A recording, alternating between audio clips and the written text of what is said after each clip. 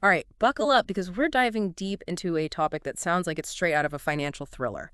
Banks secretly buying Bitcoin. It does make you wonder, doesn't it? This deep dive was actually a listener request based on the video. What was it called? Banks caught red-handed. $8.6 trillion buying Bitcoin. That's the one. I gotta admit, that title alone had me hooked. Yeah, it definitely grabs your attention. And it really makes you think, is there more to this story? This whole relationship between these big traditional banking institutions and, this revolutionary cryptocurrency. Something doesn't quite add up, at least at first glance. It seems like a total mismatch. We're talking about institutions like JP Morgan, Wells Fargo, Wall Street giants Right. suddenly embracing Bitcoin. It is intriguing, isn't it? And what the video lays out is that major U.S. banks, the ones holding over $8.6 trillion in assets. Trillions with a T. Trillions with a T. They're now getting involved with Bitcoin, dipping their toes in a few different ways. Okay, now you've really got my attention because, these are the same institutions that have historically been pretty skeptical of Bitcoin. Right, exactly. Think back to Jamie Dimon, the CEO of JP Morgan. He famously called Bitcoin a Ponzi scheme. And he's not alone. A lot of banking executives have been pretty vocal about their, shall we say, reservations about Bitcoin. So what changed? Did they all have a sudden change of heart? This video makes it sound like something's going on behind the scenes. And that's what we're going to unpack. This idea that actions speak louder than words. Because while some of these bank executives might still be publicly expressing their doubts, when you look at what they're actually doing, it tells a different story. They're starting to acknowledge that Bitcoin, even with all its volatility, is becoming an asset class they can't ignore. It's like they're saying, oh, this Bitcoin thing, yeah, we're just going to casually invest a few $1 trillion, no big deal. Right. A fascinating dynamic, to say the least. So how are they actually doing this? You mentioned ETFs earlier, right? Yeah. Yeah, the video highlighted ETFs as one of the main ways these banks are getting their piece of the Bitcoin pie. I'll be honest, though, sometimes these financial terms can feel like a foreign language. Let me break it down for you. Imagine you want to invest in something really expensive, like a rare collectible car, but you don't have millions of dollars lying around to buy the whole thing outright. An ETF is kind of like buying a share of that car. You get some of the benefit of its potential value going up, but you don't have to deal with owning and maintaining the entire thing. So it's like a more accessible, bite-sized way to get in on the action, and I'm guessing that appeals to banks, especially with all the regulations and hoops they have to jump through? Exactly. And the video gives some pretty eye-opening examples, like Goldman Sachs, for example. They've reportedly invested over $418 million in Bitcoin ETFs. Wow, $418 million. That's not exactly loose change. Not at all. And then there's JP Morgan. Remember Jamie Dimon and his Ponzi scheme comment? Well, his bank is now offering its clients ways to get exposure to Bitcoin through similar products. Hold on, JP Morgan. As in the same JP Morgan run by Bitcoin skeptic Jamie Dimon? The one and the same. And that apparent contradiction, that's what we're going to unpack next. Okay, I think I'm following you so far, but this whole JP Morgan thing really throws me for a loop.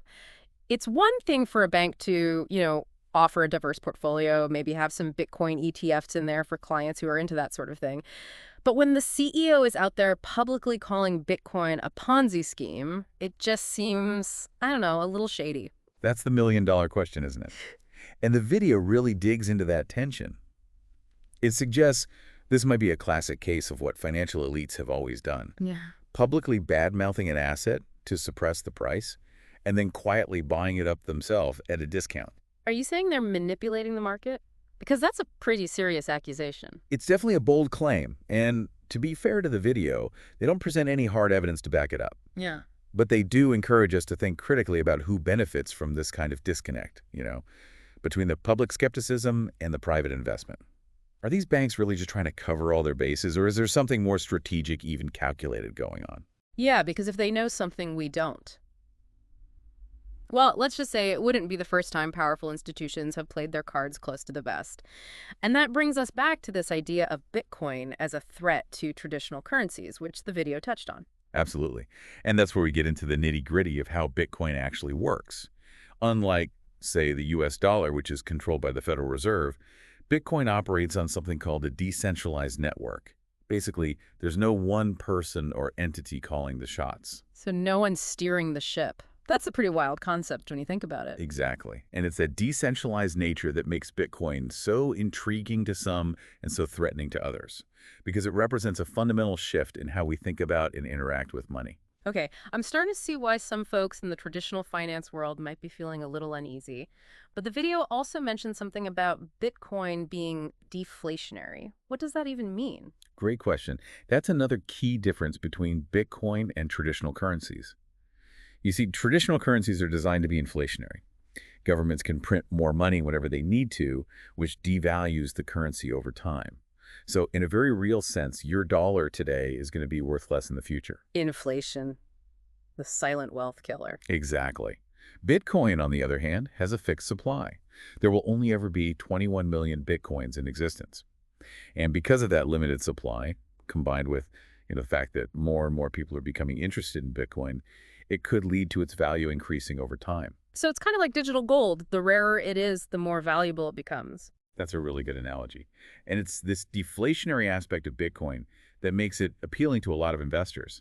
They see it as a hedge against inflation, a way to protect their wealth, especially when traditional currencies are losing value.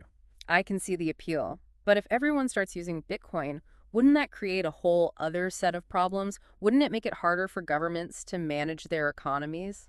That's the billion-dollar question, and it's something economists and policymakers are grappling with right now.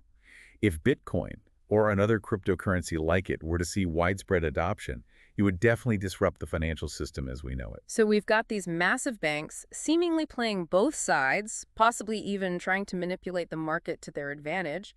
And then we've got Bitcoin, which has the potential to completely upend the entire global financial system. This is a lot to take in. It certainly is. And we haven't even touched on Ross Stevens' argument about Bitcoin being a form of free speech. That's where things get really interesting from a philosophical perspective. Yeah, you've got me even more intrigued. Tell me more about this free speech angle. Now you've got me even more intrigued. Tell me more about this free speech angle. Bitcoin as free speech, how does that even work? I know it sounds like a bit of a head scratcher at first, but Stevens lays out a pretty interesting argument. Basically, he says that Bitcoin, because it's open source software, is inherently a form of expression. Okay, remind me what open source means in this context. So open source, in this case, means that the code that makes Bitcoin tick, it's all out there in the open. Anyone can take a look at it, see how it works, even use it themselves. There's no one company or government controlling it. And because of that transparency, because anyone can use it and see how it works, Stevens says that using Bitcoin is kind of like engaging in free speech. It's about individuals having the freedom to transact without interference or censorship from governments or big institutions. So it's not so much about the money itself, but what that money represents, like a stand for individual autonomy, especially when it comes to these large systems that can feel controlling. Exactly. It's about the freedom to participate in a financial system without having to ask permission or answer to some central authority. Of course, not everyone's convinced by this argument.